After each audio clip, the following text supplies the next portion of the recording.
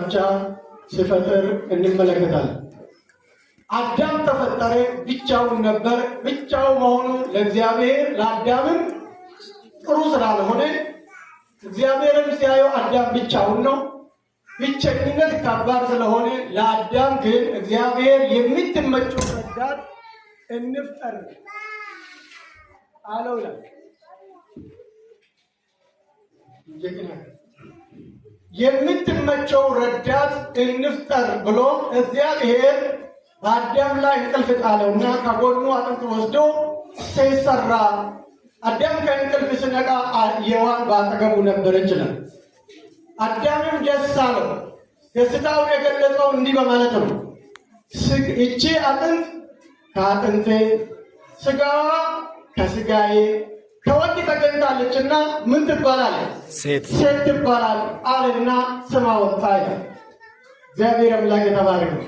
ደስ አለው። እግዚአብሔር ብቻውን መሆኑን አየ። አዳም ብቻውን ሲሰራ በኤደን ገነት ውስጥ ሲኖር ሲመለከት ይሄ ነገር ጥሩ አይደለም፣ መልካም አይደለም። ለአዳም አሁን የምታስፈልገው የምትመቸው ረዳት ታስፈልጋለች። እቺ ደግሞ የምትገኘው ከራሱ አዳም አለና በእንቅልፍ ውስጥ እያለ አስተኝተው ሔዋን ከአዳም ውስጥ ወጣች። አሜን በሉ ጌቶች፣ አሜን በሉ። ከእኛ ውስጥ ነው የወጣችሁ። አሜን በሉ። ልጄ አትበሉ። መጀመሪያ ከእኛ ውስጥ ነው የወጣችሁ። ሃሌሉያ! ኢየሱስ ጌታ ነው።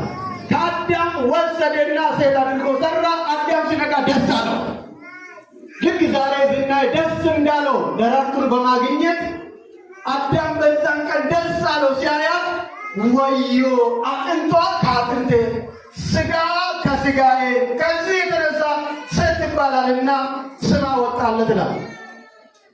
ስለዚህ ይህ ጋብቻ መቼ ነው የተጀመረው ካልን እግዚአብሔር ሰማይን ሲሰራ ምድርን ከሰራ በኋላ በምድር ውስጥ ያሉ ፍጥረታት ሁሉ ከተፈጠሩ በኋላ የመጨረሻ አዳም ከተፈጠረ በኋላ ብቻውን መሆኑን አይቶ ትዳርን እግዚአብሔር አዘጋጀ።